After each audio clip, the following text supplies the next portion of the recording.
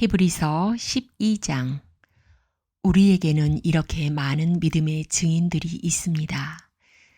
그들의 삶은 우리에게 믿음이 무엇인지 말해주고 있습니다.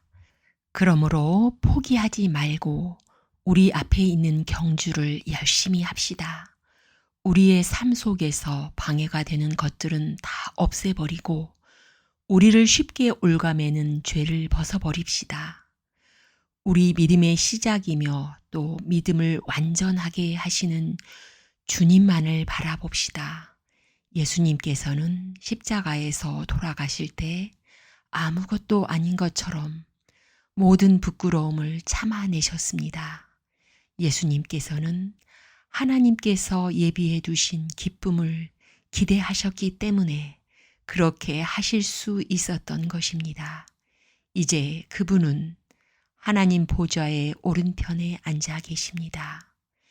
예수님을 생각하십시오. 예수님께서는 죄인들이 그를 미워해서 악한 일을 할 때에도 묵묵히 참으셨습니다. 지칠 때라도 낙심하지 말고 예수님의 본을 따르기 바랍니다. 여러분은 죄에 맞서 싸우고 있지만 아직 죽을 정도까지 싸워보지는 않았습니다. 여러분은 하나님께서 그의 아들을 격려하듯이 말씀해 주신 것을 잊었습니까? 내 아들아, 주의 훈계를 가볍게 여기지 말고 주님께서 너를 꾸짖으실 때 낙심하지 마라. 주님께서는 사랑하는 자에게 벌을 주시고 그의 아들로 받아들인 자들을 채찍질 하신다. 따라서 여러분이 받는 고난을 아버지의 훈계로 알고 견디십시오. 하나님께서는 아버지가 자기 아들에게 벌 주듯이 여러분을 대하시는 것입니다. 아들을 훈계하지 않는 아버지는 어디에도 없습니다. 아들이면 훈계를 받게 마련입니다. 만일 여러분에게 아무 훈계가 없다면 여러분은 사생아이며 참 아들이 아닙니다. 우리는 이 땅에서 모두 육체의 아버지가 있습니다. 그 아버지가 우리를 훈계한다 해도 공경하는데 하물며 영의 아버지의 훈계를 받아들여야 하는 것은 말할 필요도 없지 않습니까? 그렇게 할 때 우리는 생명을 받게 되는 것입니다. 이 땅에서의 아버지는 그들이 가장 좋다고 생각하는 대로 우리를 벌합니다. 그러나 하나님께서는 우리가 그분의 거룩하심을 닮게 하기 위해 벌하십니다. 훈계를 받는 바로 그때에는 즐거움이 없고 고통스럽습니다. 그러나 후에 그 훈계 때문에 더 나은 사람이 된다면 우리에게 평안이 있을 것입니다. 왜냐하면 우리가 올바른 길 안에서 살아가게 되었기 때문입니다. 여러분은 피곤한 손과 연약한 무릎을 강하게 하여 일어나십시오. 올바른 길을 가십시오. 그러면 다리 저는 사람이 절뚝거리지 않고 고침을 받게 될 것입니다. 모든 사람과 사이좋게 지내며 거룩하게 사십시오. 만일 삶이 거룩하지 못하다면 결코 주님을 만나지 못할 것입니다. 아무도 하나님의 은혜를 놓치지 않도록 주의하시기 바랍니다. 여러분 가운데 쓴뿌리와 같은 사람들이 생겨나지 못하게 하십시오. 그런 사람은 많은 사람을 괴롭히거나 더럽힙니다.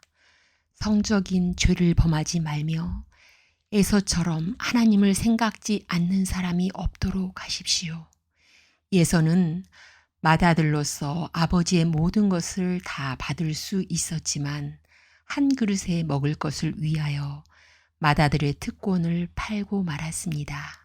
여러분도 알다시피 에서는 그 후에 아버지의 축복을 받기 위해 울면서 부탁했지만 거절당했으며 회개할 기회를 얻지 못했습니다. 여러분이 도착할 곳은 손으로 만질 수 있거나 불이 타오르는 산도 아니고 어두움과 슬픔과 폭풍이 일어나는 산도 아닙니다. 또한 나팔 소리와 음성이 들려오는 산도 아닙니다. 이스라엘 백성이 산에서 들려오는 음성을 들었을 때 그들은 더 이상 하나님께서 말씀하시지 않도록 부탁했습니다. 그들은 누구든지 심지어 짐승이라도 이 산에 닿으면 돌로 쳐서 죽임을 당할 것이다 라는 하나님의 명령을 감당할 수 없었습니다. 그 광경이 너무나 무서워 모세조차도 두렵고 떨린다 라고 말하였습니다. 그러나 여러분은 시온산에 이르렀으며 살아계신 하나님의 성, 하늘의 예루살렘에 이르렀습니다. 이곳은 수많은 천사들이 기뻐하며 함께 모여 있는 곳입니다. 또 하늘의 이름이 기록된 마다들의 모임이 열리는 곳이며 모든 사람의 심판자이신 하나님께서 계신 곳입니다. 그리고 완전하게 된 의인들의 영혼이 거하는 곳이기도 합니다. 여러분은 그의 백성들에게 하나님의 새 언약을 가져다 주신 예수님께서 계신 곳에 왔습니다. 여러분은 아벨의 피보다 더 나은 소식을 전해준 그리스도의 피에 가까이 나온 것입니다. 여러분은 하나님께서 말씀하실 때 거역하지 마십시오. 옛 선조들은 땅에서 모세를 통해 경고를 받고도 순종하지 않다가 벌을 받았습니다. 이제는 하나님께서 하늘로부터 우리에게 경고하시는데 우리가 그 말씀을 듣지 않는다면 어떻게 되겠습니까? 예전에는 그 소리가 땅을 흔들었지만 이제는 땅뿐만 아니라 하늘까지도 다시 한번 흔들어 놓겠다라고 하나님께서 약속하셨습니다. 다시 한 번이라는 말은 흔들릴 수 있는 것들은 모조리 없애버리시겠다는 뜻이기도 합니다.